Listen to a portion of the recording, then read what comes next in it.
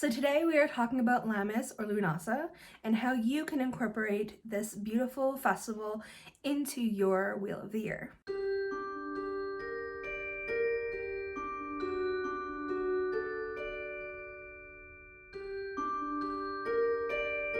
Let's start the video off with saying I cannot cover everything in this video. These are just things that I have connected to throughout my own practice, and it's definitely through the lens of my own experience. This is the first harvest festival of the year and one of the 4 Celtic fire festivals of the Wheel of the Year. Originally, these 2 holidays are very different and separate practices and holidays from 2 different cultures. But as they did happen in and around the same time frame as each other, and through time and space, they kind of have melded into one holiday. And now modern witches and pagans and Wiccans practice this holiday almost as if it's one.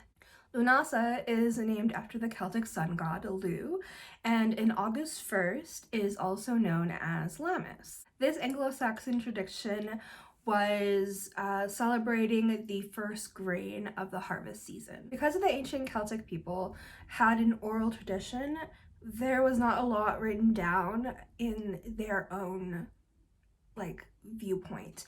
So a lot of the Celtic tradition is recorded and kept alive through Christian writings, through writings of the Romans and later on through Christian monks. The Roman Emperor Julius Caesar likened the sun god Lugh to the Roman god Mercury. And as such, Lugh is considered a warrior. He is portrayed as a god of craftsmanship and of blacksmithing as well as wheel making. One of the versions of the origins of Lughnasadh is that Lugh wanted to hold a festival for his foster mother, Talatu.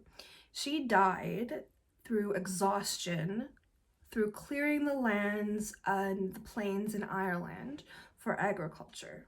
The festival coincided with the first grain harvest of the season. Grains like wheat and barley and corn were vital for surviving the long winters in the northern hemisphere, so of course they were extremely important to the people of the time. So it makes sense that the first harvest of grain was a cause of celebration. On August 1st, the grain would be harvested in the dawn hours, and by the end of the day, that grain would be baked into a loaf of bread to be shared by the community. Lughnasadh or Lammas is celebrated from July 31st through to August 2nd in the Northern Hemisphere, and from January 31st to the 2nd of February in the Southern Hemisphere. This holiday is really about reaping rewards from all that we have cultivated from the months prior. It is about the connection to time and place, and realizing where we are within the Wheel of the Year. It is also about appreciating what the earth has provided us thus far, and about preparing for the darker times to come, knowing that they are on their way and preparing for them. Now I'd like to talk about some of the different traditions and rituals that were done during Lammas or Lughnasadh. In ancient times, the Celts would actually gather on sacred and prominent hilltops to gather and pay homage to Lugh. They would engage in communal rituals and feasts. They would also have games and competition. Like Lugh's mythical games, modern times, witches and pagans would engage in friendly competitions. They would have music and dancing as well as storytelling. Within the Wheel of the Year, Lughnasadh occupies a really unique space. It marks time from the vibrance of summer and the transition into the gradual descent into autumn. As the days begin to shorten, it is natural to begin to turn inwards and start to reflect on your own personal journeys. A folktale from this holiday is that of John Barleycorn. John Barleycorn really is the representation of Lugh. Lugh is believed to put his spirit into the grain at this time of year. And when the grain is cut, Lu dies, sacrificing his life for the community so that the community is able to survive the winter. And Lu continuously lives throughout this cycle. So he lives and dies with the grain and allowing his community to be able to continue on and survive. At this time of year, he is known as John Barleycorn. On the other side of this tradition from Lammas, this is a great time to bake the Lammas bannock.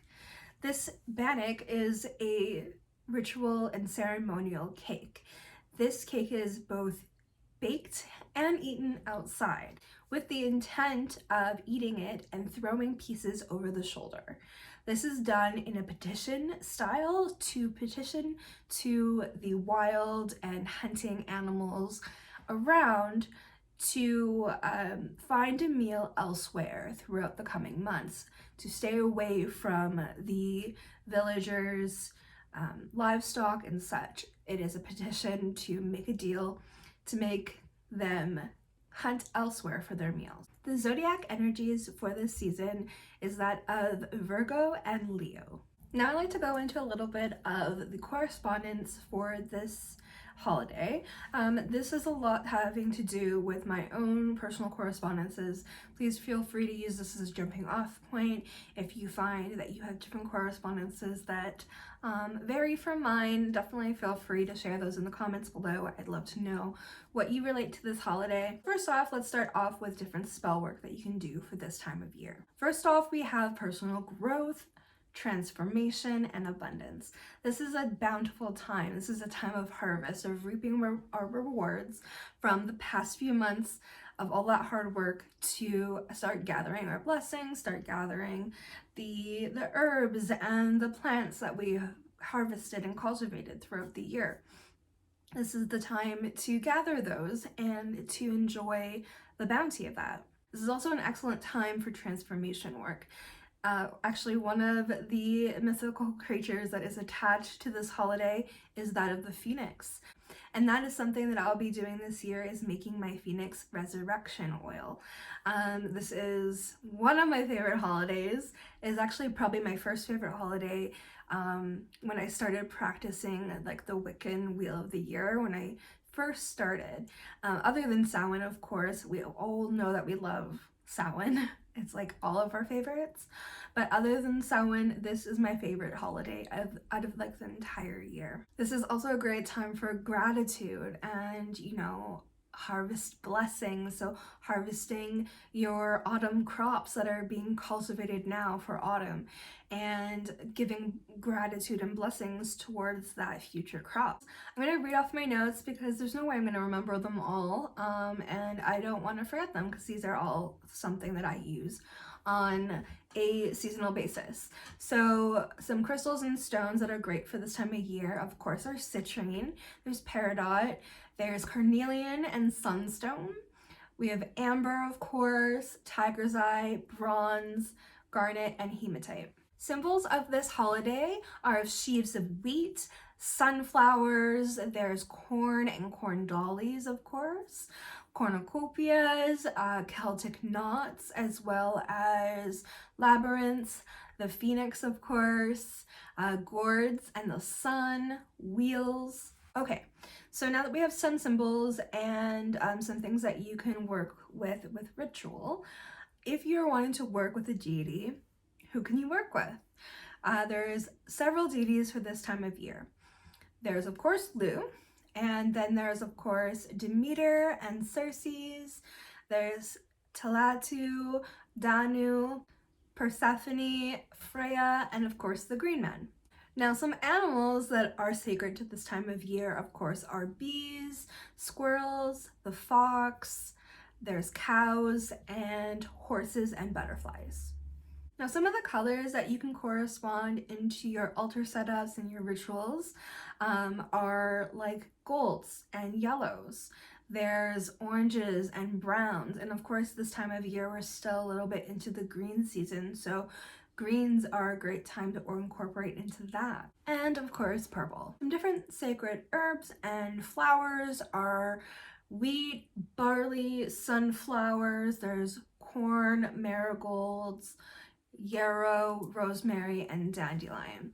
Now I have a video coming up very soon where I do a ritual with dandelions that are harvested from near me, and I'm very excited to show that video. I hope you guys enjoy it.